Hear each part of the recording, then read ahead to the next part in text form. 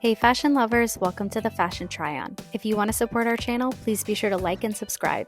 And if you like any of the items you see, be sure to check the description for links and discounts. Today we are trying on a new brand, which is Fabletics. Now, I've not previously tried on Fabletics before, and I do have a few other try-ons coming. Overall, spoiler alert, I do really like the materials. Now, these two dresses specifically felt very classic to me. I mean, seriously, what is more classic than a all white or an all black tennis dress? Now, I really loved the pleating and I felt like the materials were really sturdy. I didn't feel like it was the same kind of, soft athleisure material as a brand like Aloe. So if you are looking for that kind of buttery soft material, this is a little bit more silky. I also felt like it was a little bit more silky than kind of like a Lulu material.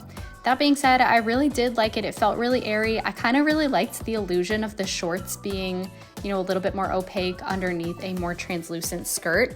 But overall, I opted not to go with the white one. I actually really liked the black version the most. I thought it was really sleek. I loved the placement of the pleating. I felt like it hit at the right point on my body, and I didn't feel like it was too voluminous. That would kind of make it balloon out, if you know what I mean.